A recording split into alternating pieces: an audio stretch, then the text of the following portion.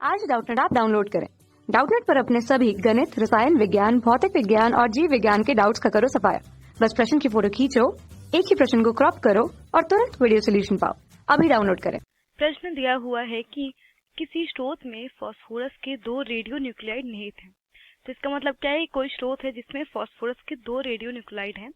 तो जो पहला हम कह सकते हैं कि समस्थानिक या हम कह सकते हैं पहला न्यूक्लियाइड जो है वो है 15p32, ठीक है। और दूसरा जो न्यूक्लियाइड है वो है 15p33, ठीक है। दोनों क्या है, समस्थानिक है फास्फोरस के, 15p32 और 15p33, और इनकी जो है अर्धआयु में दी हुई है। तो 15p32 की अर्धआयु दी हुई है 14.3 दिन, डी मतलब डे, ठीक है। तो और क्या दिया हुआ है, 15p33 की भी अर्धआयु दी हुई है, टी बराबर 25.3 दिन। अब प्रश्न कह रहा है कि यदि प्रारंभ में 15p33 से 10% क्षय प्राप्त होता है तो इससे 90% क्षय प्राप्त करने के लिए कितने समय प्रतीक्षा करनी होगी, ठीक है। तो देखिए, अब जो हमारा स्रोत था उसमें क्या थे, तो जो मान लेते कि ये हमारा स्रोत है, तो इस स्रोत से में क्या है कि दोनों फास्फोरस हैं, ठीक है। 15p32 भी है और 15p33 भी है। अब हो क्या रहा है कि प्रारंभ में हमें 15p33 से 10% क्षय प्राप्त हो रहा है, ठीक है। तो अब प्रारंभ में क्या होगा कि 15p33 से, देखिए ये है, तो 15p33 अगर 10% क्षय प्राप्त हो रहा है तो इसका मतलब क्या है कि प्रारंभ में इसके पास कितने न्यूक्लियाइड होंगे, प्रारंभ में 15p33 के पास न्यूक्लियाइड होंगे 10% न्यूक्लियाइड, ठीक है। न्यूक्लियाइड अगर 10% इसके पास है तो 90% किसके पास होंगे, 90% इसके पास होंगे।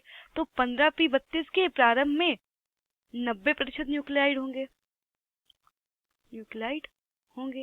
ठीक है। अब देखिए, अब हो क्या रहा है, हमें क्षय प्राप्त करना है 90% का, ठीक है। तो अगर जो है 90% का क्षय प्राप्त करना है हमें 15p33 से, तो इसका मतलब क्या है कि बाद में 15p33 के कितने न्यूक्लियाइड होंगे, तो बाद में 15p हम कह सकते हैं t समय पश्चात, तो t समय पश्चात 15p33 के कितने न्यूक्लियाइड होंगे, 15p33 के 90% न्यूक्लियाइड होंगे, ठीक है। क्या कह रहा है, हमें से 90% क्षय प्राप्त करना है, तो t समय पश्चात 15p33 के 90% न्यूक्लियाइड होंगे। वहीं पर अगर 90% इसके हैं तो 15p32 के कितने न्यूक्लियाइड हो जाएंगे, तो t समय पश्चात 15p32 के 10% न्यूक्लियाइड होंगे, ठीक है। तो देखिए, ये तो होगी न्यूक्लियाइड। तो हम मान सकते हैं कि प्रारंभ में 15p33 से 15p33 में न्यूक्लियाइड की कितनी संख्या है, या लिख सकते हैं कि यहाँ पर लिख लेते हैं कि प्रारंभ में 15p33 के न्यूक्लियाइड की संख्या, तो प्रारंभ में 15p33 की न्यूक्लियाइड की संख्या हो जाएगी, कितनी हो जाएगी, इसको मान लेते हैं x, ठीक है। तो ये संख्या होगी x, हम 10% को मान रहे हैं x, ठीक है। वहीं पर प्रारंभ में 15p32 के कितने न्यूक्लियाइड की संख्या हो जाएगी, ये हो जाएगी 9x, ठीक है, क्योंकि हमने x को 10% माना है, तो कितना हो जाएगा, 9x हो जाएगा। और जो अंतिम हम कह सकते हैं, t समय पश्चात कह सकते हैं, तो t समय पश्चात या अंत में 15p33 के न्यूक्लियाइड की संख्या, तो मान लेते हैं इसको कि 15p33 के t समय पश्चात या अंत में कितने न्यूक्लियाइड बचेंगे, इसको मान लेते हैं, इसको y मान लेते हैं, तो ये क्या हो जाएगा, 9y। वहीं पर 15p32 के कितने न्यूक्लियाइड हो जाएंगे, 15p32 के न्यूक्लियाइड की संख्या हो जाएगी y, ठीक है। तो आपको समझ में आ गया होगा कि प्रारंभ में 15p33 के होंगे x न्यूक्लियाइड और 15p32 की जो न्यूक्लियाइड की संख्या होगी वो 9x होगी। वहीं पर t समय पश्चात 15p33 के जो न्यूक्लियाइड की संख्या है वो 9y हो जाएगी और 15p32 की न्यूक्लियाइड की संख्या हो जाएगी y, ठीक है। तो अब हम ज्ञात कर लेते हैं। तो अगर हम जैसे कि देखिए हम संबंध जानते हैं कि प्रारंभिक संख्या और 6 के पश्चात जो बच्चे हुए जो संख्या होती है, तो इन दोनों में जो रिलेशन होता है, संबंध होता है, वो होता है n बराबर n नॉट 1/2 की घात n।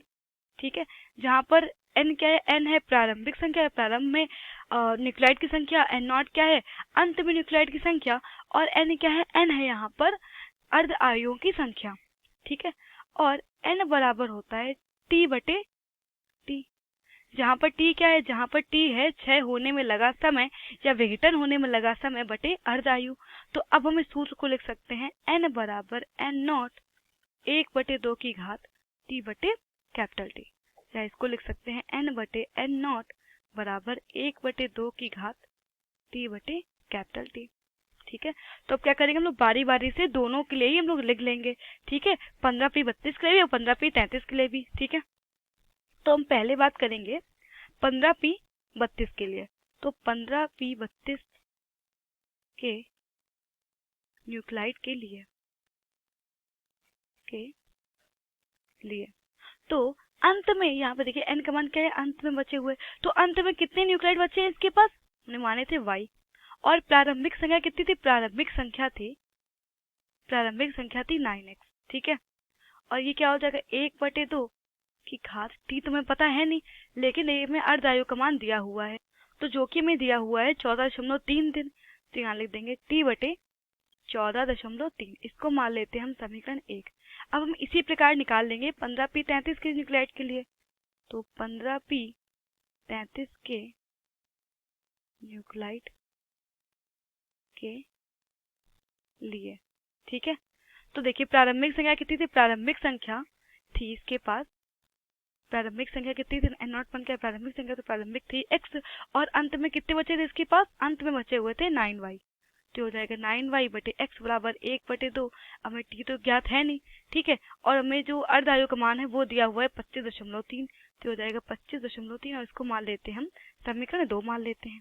ठीक है, तो अब t का मान ज्ञात करने के लिए हम क्या करेंगे, समीकरण 1 में समीकरण 2 का भाग करने पर, समीकरण 1 में समीकरण 2 का भाग करने पर। ठीक है, तो ये हो जाएगा समीकरण 1 है हमारे पास y बटे 9x, जब भाग करेंगे तो ये क्या हो जाएगा, ऊपर हो जाएगा, तो इसको हम लिख सकते हैं गुणा x बटे 9y। ठीक है, बराबर क्या हो जाएगा 1/2 की घात t बटे 14.3 भागित 1/2 की घात t 25.3। अब देखिए x से तो x कैंसिल हो गया, y से y कैंसिल हो गया, तो ये क्या हो गया, यहाँ से बचेगा, यहाँ पर बचेगा ये 1/81 बराबर। और देखिए जब आधार समान तो उनकी घातें आपस में घट जाती हैं, तो हो जाएगा 1/2 की घात t बटे 14.3 माइनस t बटे 25.3। ठीक है, तो इसको हम लिख सकते हैं 1/81 बराबर ये हो जाएगा 1/2 की घात 14.3 गुणे 25.3, और ये हो जाएगा 25.3 t माइनस 14.3 t। ठीक है, तो ये हो जाएगा 1/81 बराबर ये हो जाएगा 1/2 की घात, तो इसको हल करेंगे तो ये हो जाएगा 11t बटे 14.3 गुणे 25.3। ठीक है, तो इसको हल करेंगे तो यहाँ से मिल जाएगा, हम इसको लिख सकते हैं 81 बराबर 2 की घात 11t बटे 14.3 गुणे 25.3 लिख सकते हैं इसको। ठीक है, तो अब क्या करते हैं, दोनों ओर लॉग लेने पर, तो ये हो जाएगा लॉग बेस 10 81 बराबर ये हो जाएगा। अब देखिए लॉग में क्या होता है, जब हम लॉग लेते हैं तो जो घात होती है वो आगे आती है, तो ये हो जाएगा 11t बटे 14.3 गुणे 25.3, और ये हो जाएगा लॉग बेस 10 2 हो जाएगा। ठीक है, और देखिए तो लॉग बेस 10 81 का मान होता है 1.9085 बराबर हो जाएगा 11t, और देखिए लॉग बेस 10 2 का मान होता है 0.3010 बटे क्या रहेगा, ये 14.3 गुणे 25.3। तो यहाँ से हम लिख सकते हैं t बराबर 1.9085 गुणे 14.3 गुणे 25.3 बटे क्या हो जाएगा 11 गुणे 0.3010। ठीक है। जब इसे हल करेंगे तो यहाँ से जो मान निकलेगा टी का वो होगा 208.5 और किसमें थी, अर्धआयु हमारे दिन में थी, तो समय होगा वो भी किसमें आएगा, दिन में आएगा। ठीक है, तो टी का मान यहाँ से कितना मिल गया हमें 208.5 दिन। तो हम यहाँ पर तो जो हमारा प्रश्न पूछा गया था कि कितने समय पश्चात जो है 90% प्राप्त होगा, तो हम कह सकते हैं कि 208.5 दिन बाद 90% में प्राप्त हो जाएगा। ठीक है, तो यही हमारे प्रश्न का उत्तर है। तो हमने समय पूछा गया था तो हमने समय ज्ञात कर लिया है, तो टी का मान निकला है 208.5 दिन। ठीक है, तो यही हमारे प्रश्न का उत्तर है। कक्षा 6 से 12वीं से लेकर नीट, IIT, JEE वो एडवांस के लेवल तक 1 करोड़ से ज्यादा छात्रों का भरोसा। आज ही डाउनलोड करें डाउटनेट ऐप या व्हाट्सएप करें अपने सारे डाउट्स 8400 400 400 पर।